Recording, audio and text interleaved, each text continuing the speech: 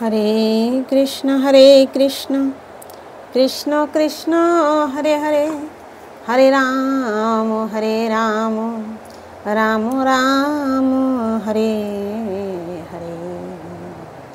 गुरु ब्रह्मा गुरु विष्णु गुरुदेव महेश्वर, गुरु साक्षात् परम ब्रह्म तस्मै श्री गुरवे नमः।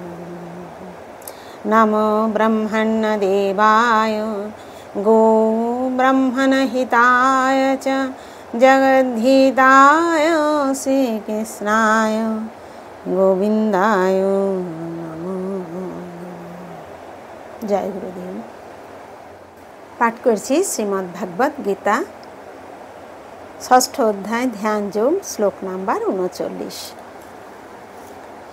एतन्मे संशयं कृष्ण छेत्तुमर्हस्य शेषत तदन्न संशय शास्य छेत्ता न हपोपद्यते।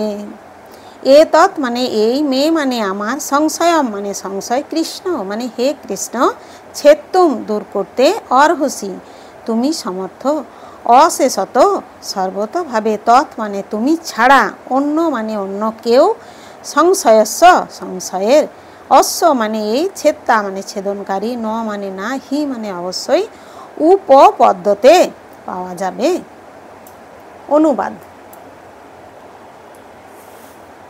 হে কৃষ্ণ, তুমি কেবল আমার এই সংশয় দূর করতে সমর্থ, কারণ তুমি ছাড়া আর কেউই আমার এই সংশয় দূর করতে পারবে না। তাৎপর্য: ভগবান শ্রীকৃষ্ণ অতীত, বর্তমান ও ভবিষ্যৎ সম্পর্কে সম্পূর্ণরূপে অবগত। ভগবদ্গীতার প্রারম্ভে ভগবান বলেছেন যে প্রতিটি জীবই তার স্বতন্ত্র অস্তিত্ব নিয়ে অতীতে ছিল, বর্তমানে আছে এবং ভবিষ্যতেও থাকবে। এমনকি জড়বন্ধন থেকে মুক্তি লাভ করার পরেও তাদের স্বতন্ত্রতা বজায় থাকবে। এইভাবে তিনি প্রতিটি জীবের ভবিষ্যৎ সম্পর্কে বলে দিয়েছেন। এখন অর্জুন তাঁর কাছ থেকে ব্যর্থ সাধকদের ভবিষ্যৎ সম্বন্ধে জানতে চাইছেন। ভগবান শ্রীকৃষ্ণের ঊর্ধ্বে অথবা সমকক্ষ কেউ নেই এমন, এবং অবশ্যই প্রকৃতির কৃপার উপর সম্পূর্ণভাবে নির্ভরশীল তথাকথিত মহান ঋষি ও দার্শনিকেরা কখনোই ভগবানের সমকক্ষ হতে পারে না। তাই শ্রীকৃষ্ণের মতোই চূড়ান্ত এবং সমস্ত সন্দেহ নিরসনের জন্য এটি প্রকৃত সমাধান, কারণ তিনি অতীত, বর্তমান ও ভবিষ্যৎ সম্পর্কের সম্পূর্ণভাবে অবগত, কিন্তু তাকে কেউ জানতে পারে না। ভগবান শ্রীকৃষ্ণ ও কৃষ্ণ ভাবনাময় ভক্তরাই যথার্থ তত্ত্বজ্ঞ।